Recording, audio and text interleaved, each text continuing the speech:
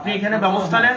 হালাল হালাল মাস্টার বিদ্যা আজকের পর থেকে আপনার থানায় কোনো ধরনের দালাল থাকবে না।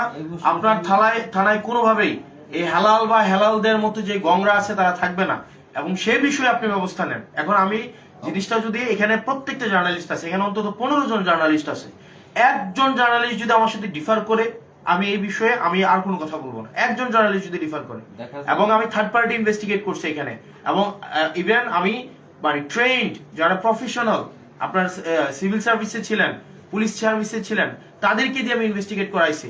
আমি আপনাকে অনেক কিছুই আমার এই দিনটার জন্য আমি অপেক্ষা করছি যে একটা লিগ্যাল জায়গা থেকে আমি এটাকে প্রসিড করব।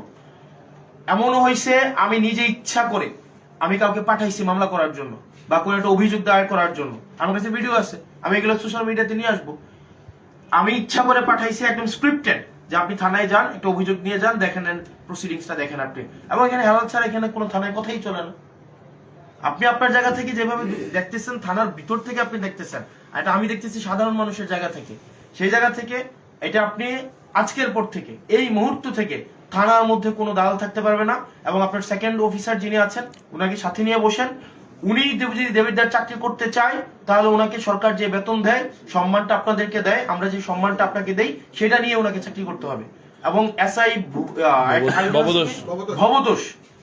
ভবতোষ এবং উনারা দেবিদ্বারে যদি চাকরি করতে চায়, দেবিদ্বারের প্রত্যেকটা অফিসার আমি দেখেছি ডেডিকেটেড, হার্ডওয়ার্কিং, পার্সোনালিটি সম্পন্ন। এখানে কিছু আপনাদের মানে ওই অফিসারদের মধ্যে কিছু অফিসার আছে যারা হচ্ছে মোরাল ডিগনিটি নাই, মোরালি কম্প্রোমাইজড।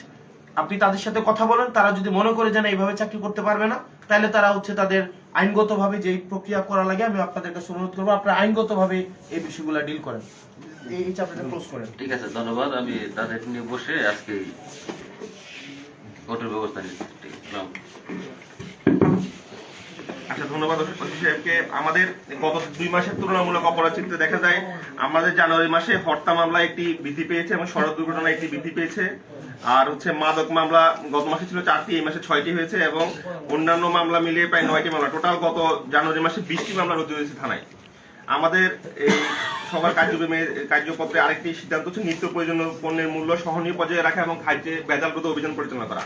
নিয়মিত বাজার মনিটরিংয়ের মাধ্যমে নিত্য প্রয়োজনীয় পণ্যের মূল্য বৃদ্ধির সাথে জড়িত অসাধু ব্যবসায়ীদের চিহ্নিত করে তাদের বিরুদ্ধে আইনগত ব্যবস্থা নিতে হবে। আমাদের উপজেলায় আমাদের এসিডেন্ট মহোদয়ের নেতৃত্বে অলরেডি রমজানকে কেন্দ্র করে অভিযান পরিচালনা করা হয়েছে, এবং গত এখান থেকে 1 সপ্তাহ আগে রমজানের শুরুর প্রথম দিনই প্রায় 33,000 টাকা জরিমানা করা হয়েছে বিভিন্ন অসাধু ব্যবসায়ীকে। আমাদের এই অভিযানগুলো অব্যাহত থাকবে। এদিকে আমরা বিএসটির সাথে কথা বলেছি, বিএসটি থেকে লোক আসলে বিএসটি প্রসিকিউশন নিয়ে আমরা আর অভিযান পরিচালনা করি। এখানে আরেকটা